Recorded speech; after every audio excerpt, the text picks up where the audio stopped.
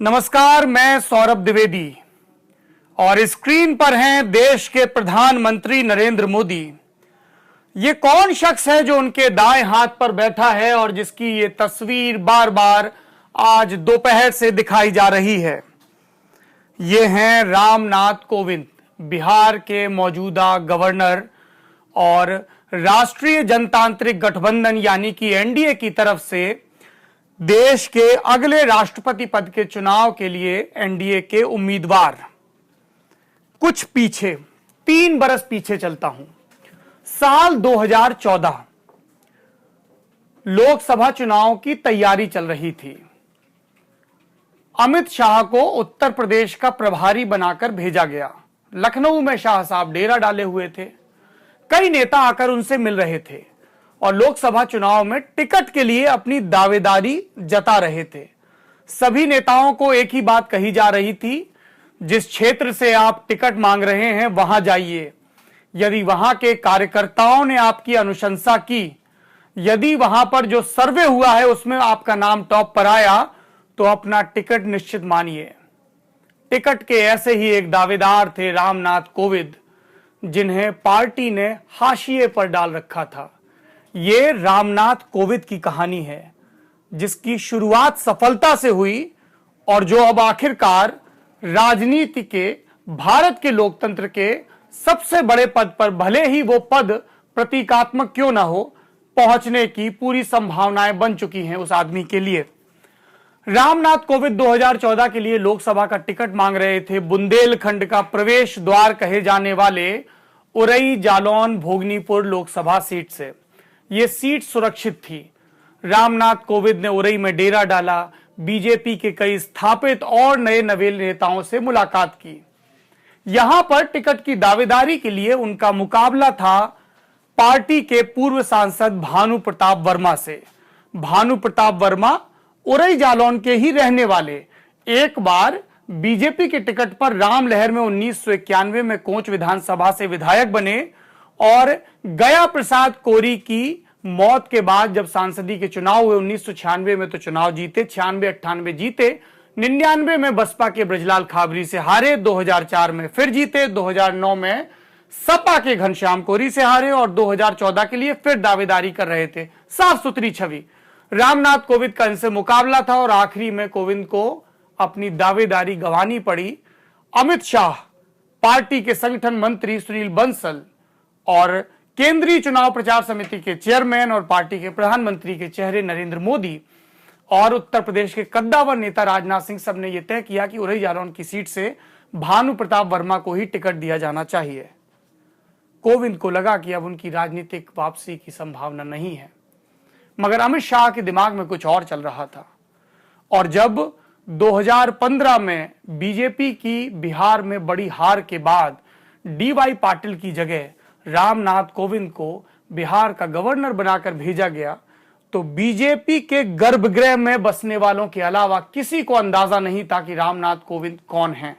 खुद नीतीश कुमार को अंदाजा नहीं था। नीतीश कुमार तो छोड़िए, बिहार के भारतीय जनता पार्टी के नेताओं को नहीं पता था।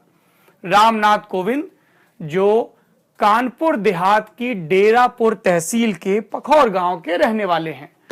कानपुर के मशहूर डीएवी कॉलेज से, उसी कॉलेज से जहां पर अटल बिहारी वाजपेयी ने पढ़ाई की, रामनाथ कोविंद ने पढ़ाई की, लॉ किया, दिल्ली आ गए, वकालत करने लगे और इमरजेंसी के दौर में उनका संपर्क जनता पार्टी का जो जुट बन रहा था उसके नेताओं से हुआ। नतीजतन मोरारजी देसाई जब देश के प्रधानमंत्री बने तो रामनाथ कोविंद को उनका एक निजी सचिव बनाया गया। कोविंद के सीवी में एक मार्के की बात दर्ज थी। उन्होंने आईएएस के लिए ट्राई किया था, इम्तिहान दिया था, लेकिन उनका सिलेक्शन तीसरे प्रयास में आईएएस की जो मेन सर्विस होती है, जिसमें सिविल सर्विसेज की जो मेन सर्विस होती है, जिसमें आईएएस, आईपीएस, आईएफएस जैसी सेवाएं होती हैं, उसमें नहीं हुआ। एलाइड सर्विस जो होती है उसके लिए हुआ। और तब उन्होंने तय किया कि इन सर्विसेज में जाने से बेहतर है कि सुप्रीम कोर्ट की प्रैक्टिस की जाए। सत्ता पक्ष से करीबी का उनको फायदा भी मिला और उनकी कुछ न्याय विभाग में सरकारी नियुक्तियां भी हुई बतौर वकील। उसके बाद एक बार फिर से वो राजनीति में, चूंकि वो राजनीति का एक दौर था जब इंदिरा की 80 में वापसी हुई और अगले 9 बरस तक कांग्रेस का ही बोलबाला रहा, उत्तर प्रदेश में भी और देश में भी। उसके बाद वापसी की संभावनाएं बनी दूसरे दलों की।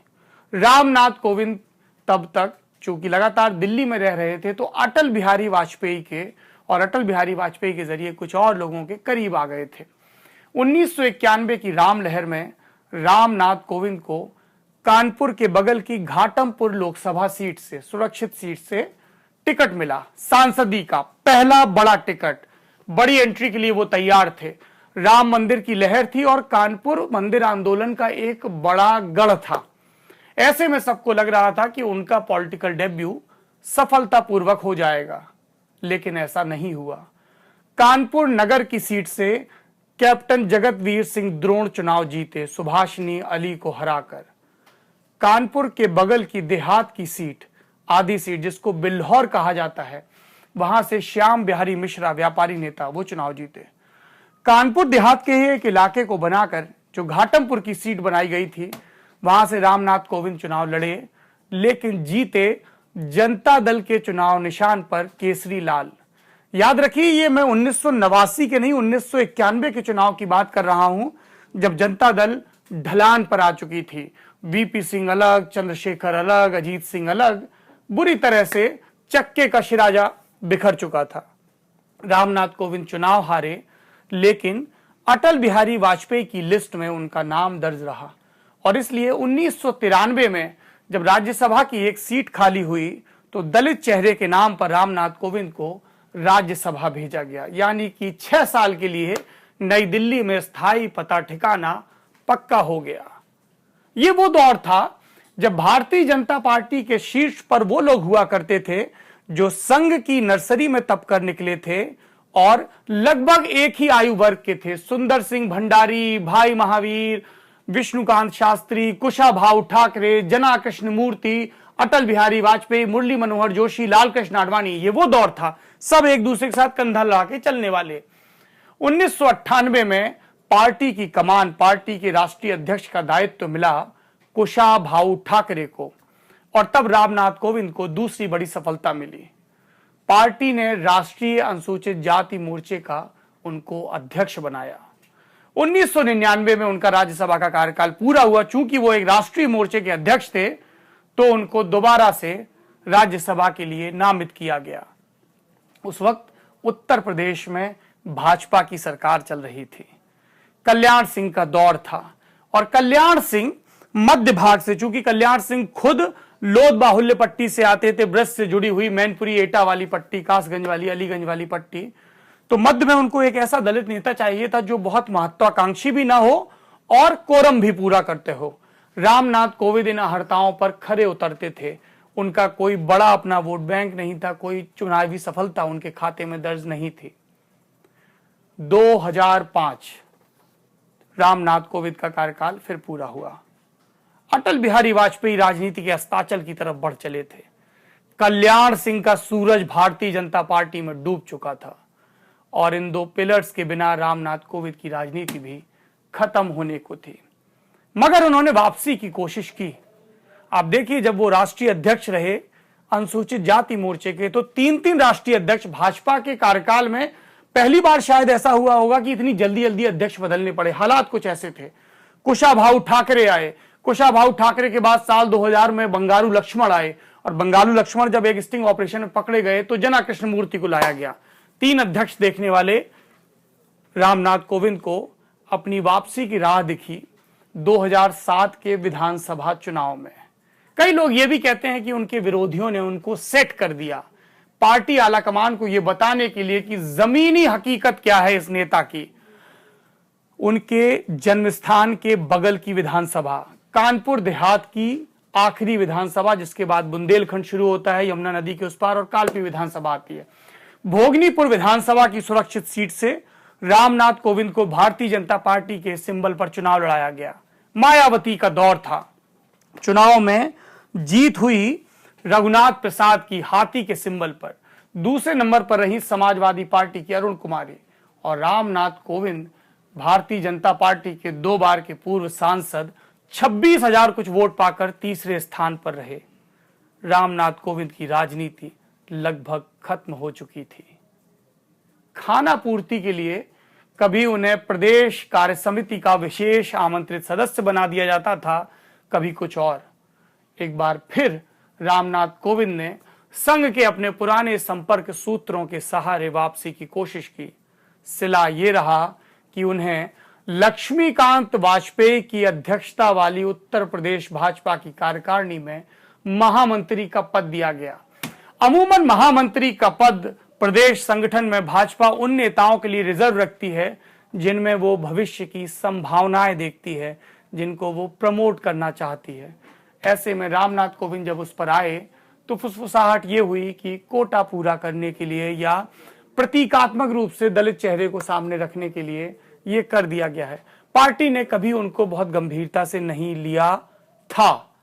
अब ये बात नहीं कही जा सकती है पार्टी ने उनको कितनी गंभीरता से लिया। उसे यूं समझ लीजिए कि बिहार जैसे महत्वपूर्ण रणनीतिक राज्य में करारी हार के बाद पार्टी ने नीतीश कुमार और लालू प्रसाद के बरक्स जिस व्यक्ति को राजभवन में बिठाया वो रामनाथ कोविंद था। और रामनाथ कोविंद का नाम बिहार के जनता की जबान पर कब चढ़ा? कहा जा सकता है कि जब उनका नाम ऐलान हुआ तभी नहीं, उन्होंने अपने तेवर तब दिखाए जब नीतीश और लालू का राज चुनाव के बाद शुरू हुआ।